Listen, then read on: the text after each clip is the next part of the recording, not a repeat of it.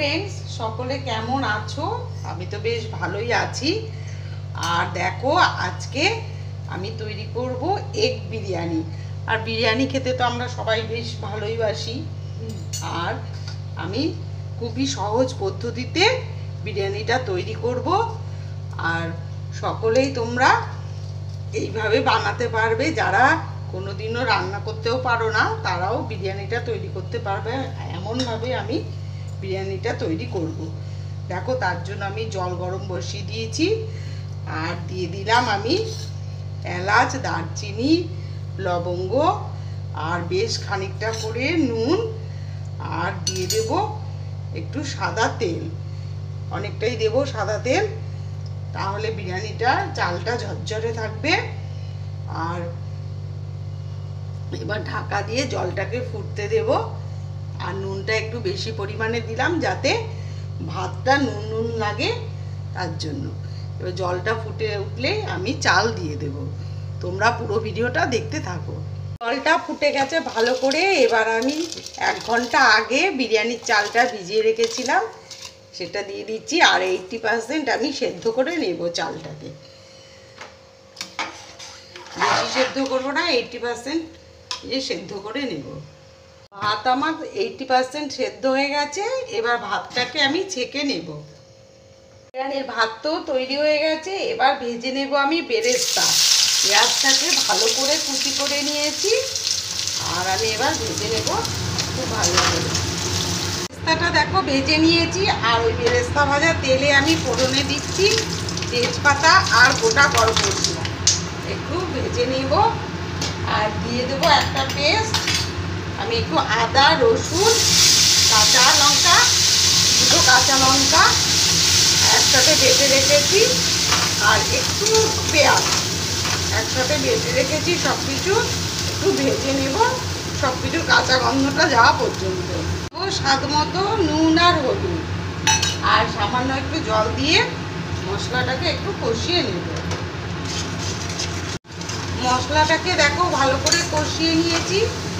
এবারে দিয়ে দেব আমি একটু গরম মশলার গুঁড়ো আর বিরিয়ানি মশলা। আবারও একটু মিশিয়ে নেব।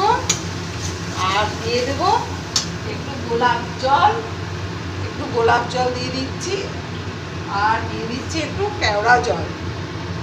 একদম কম করে দেবো, বেশি দেব না, বেশি গন্ধ ভালো লাগে না। এখন সব কিছু আমি দিয়ে দিয়েছি। 1 মুঠো দিয়ে দেবো একটু পেঁয়াজ বেরেস্তাটা। আবারও একটু মিশিয়ে নেব। আর তারপর দিয়ে দেবো সেদ্ধ করা ডিমগুলো। আমি ডিমগুলোকে ভাজিনি, এমনি সেদ্ধ করে নিয়েছিলাম। আর সেই ডিম সেদ্ধগুলো দিয়ে দিলাম। এবার দিয়ে দেবো একটু টক দই, ফেটানো টক দই আমি দিয়ে দিলাম। আর এবার ভালো করে আরেকটু কষিয়ে নেব। দেবো ভেজে রাখা আলু। আমি আলুগুলোকে ভেজে নিয়েছি। আর বিরিয়ানিতে আলু না দিলে ভালো লাগে বলো বন্ধুরা? তাই আলুও আমি ভেজে নিয়েছিলাম। আর আবার একটু ভালো করে মিশিয়ে নেব। যেই পাত্রে আমি বিরিয়ানি করব, সেই পাত্রে দেখো প্রথমে আমি একটু ঘি দিয়ে নিয়েছি। আর ঘিটাকে একটু গরম করে নিলাম। আর একটু ছড়িয়ে নেব। তারপরে আমি যে ডিমের যে আইটা তৈরি করে রেখেছি সেটা দিয়ে দিলাম। আর দিয়ে দেব উপর থেকে আমি ভাত তৈরি করে রেখেছিলাম, সেই ভাতটা সব একবারে সব কিছু দিয়ে দিলাম। আর আস্তে আস্তে এবার আমি সব কিছু দিতে থাকবো। দেখো, আমি এবার দিয়ে দেব এই দুধের মধ্যে আমি একটু জাফরান আর ফুড কালার আর গোলাপ জল আর কেওড়া জল একসাথে মিলিয়ে রেখেছিলাম, সেই মিশ্রণটাকে দিয়ে দিচ্ছি। আর এবার দিয়ে দেব আমি কয়েকটা আলু বোখরা। আলু বোখরাগুলো আমি এই ভাতের ভেতরে দিয়ে দিচ্ছি। আর এবার সবশেষে দিয়ে দেব একটু এই পেঁয়াজ বেরেস্তাটা। বেরেস্তা তো অবশ্যই দিতে হবে। আর বিরিয়ানি হলো স্পেশালি হলো বেরেস্তা। আর দিয়ে দেব একটু বিরিয়ানি মশলা। সব কিছু দিয়ে এবার আমি ঢাকা বন্ধ করে আর একটু ঘি দিয়ে দেব উপর থেকে। আমি এবারে চারদিকে দেখো আমি আটা দিয়ে রেখে দিয়েছি। আর ভালো করে মুখটাকে বন্ধ করে এই ছিদ্রটাকেও বন্ধ করে দিয়েছি। এবার 8 মিনিট লো ফ্লেমে আমি এটাকে হতে দেব। হয়ে গেল দেখো আমার এগ বিরিয়ানি, খুবই সুন্দর হয়েছে। আর এবার আমি এই যে তুলে নিচ্ছি আস্তে আস্তে। বিরিয়ানির কালারটাও দেখো খুব সুন্দর হয়েছে। রেসিপিটা তোমাদের কেমন লাগলো একবার কমেন্ট বক্সে জানাবে।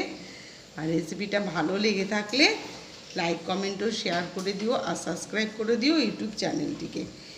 এই রকম এগ বিরিয়ানি খুবই সহজ পদ্ধতিতে তোমরা একবার করে দেখো, আশা করি তোমাদের খুবই ভালো লাগবে।